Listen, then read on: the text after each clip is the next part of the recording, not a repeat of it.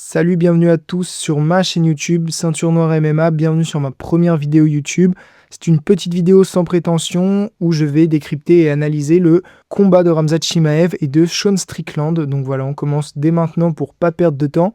Donc les deux combattants commencent en gaucher et au bout d'une dizaine de secondes, on va avoir Khamzat Chimaev qui va shooter dans les jambes de Sean Strickland un double leg contre la cage et amener le combat au sol. Dès que le combat va être amené au sol, on va avoir Sean Strickland qui va défendre ses poignets aussitôt et qui va être prêt à défendre les positions et les offensives de Khamzat au sol. Il défend une première fois pour pas que Khamzat ne puisse lui mettre une menotte dagestanaise, c'est la technique que Khabib utilisait pour le ground and pound, et à la place, Sean ne va pas chercher à sortir de la position le plus rapidement possible. Il va plutôt opter pour une position défensive très intéressante, le fait de s'asseoir avec Khamzat dans son dos. Cette position offre que deux options à Khamzat, étrangler en rear naked choke ou changer de position. Et s'il change, Strickland a juste à essayer de se relever, tandis que Khamzat lui va s'épuiser à le contrôler. Ce choix défensif de la part de Sean lui permet de garder son cardio, de ne pas se mettre en danger et de baisser la confiance et le cardio de son adversaire, puisque Khamzat, même en étant dans le dos de Sean, va être complètement inefficace. Il peut ni frapper, difficilement soumettre, et s'il change de position, il va s'épuiser. Donc même si le round est forcément à mettre au crédit de Khamzat, Strickland ne l'a pas perdu dans le vide et a parfaitement défendu la lutte de Khamzat.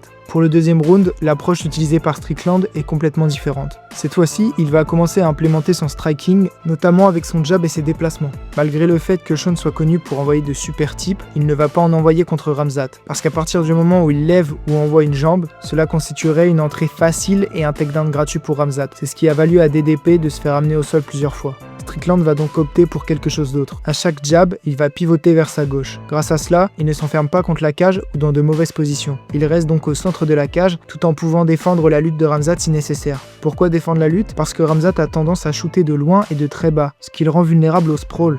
Néanmoins, si on recule trop et que notre dos touche la cage, on ne peut plus sprawl. C'est ce qui est arrivé à Whittaker. En restant au centre et en pivotant constamment, l'entrée en lutte est plus difficile pour Khamzat, il est donc plus prévisible et Sean a le temps de bien se positionner et de sprawl si nécessaire. C'est grâce à cela que Khamzat ne va tenter un takedown qu'au milieu du deuxième round. Et malgré ça, Sean va passer un bras en dessous du menton de Khamzat et comme Khamzat shoot de loin sans entrée évidente, Sean va parvenir à défendre le takedown et à finir sur Chimaev. Khamzat n'ayant pas l'habitude d'être sur son dos, il va utiliser forcément plus de cardio que d'habitude et malgré le fait que Sean se relève, Khamzat va retenter un deuxième takedown. Cette fois-ci, Strickland va aussi parvenir à le stopper, mais il va réussir à sprawler en pivotant au dernier moment, ce qui va avoir comme effet de voir Khamzat tirer la garde. Strickland va donc sauter sur l'occasion et finir le deuxième round en top position sur Khamzat. C'est à partir du troisième round que la synergie du combat change. Sans solution pour amener le combat au sol et sans certitude de pouvoir le finir au sol, Khamzat préfère donc striker pour ne pas dépenser inutilement de l'énergie. Il va donc évidemment perdre le troisième round en tentant de striker avec un des meilleurs strikers de la division.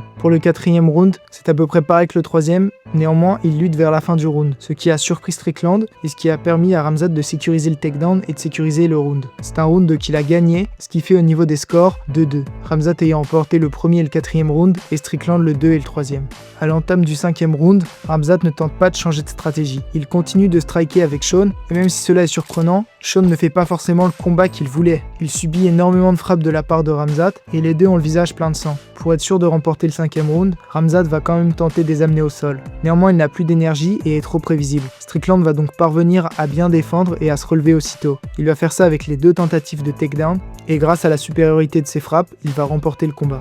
J'ai vu certaines personnes choquées sur Instagram, mais il n'y a pour moi aucun débat au niveau des scores. Strickland remporte le cinquième round et remporte le combat. Il a réussi à faire striker le meilleur lutteur de l'UFC. Donc évidemment, même si Khamzat s'est rendu quasiment coup pour coup avec Sean, Strickland a quand même réussi à finir en top contrôle sur Khamzat et à lui faire abandonner l'option de la lutte. Il a pris son invincibilité et sa ceinture.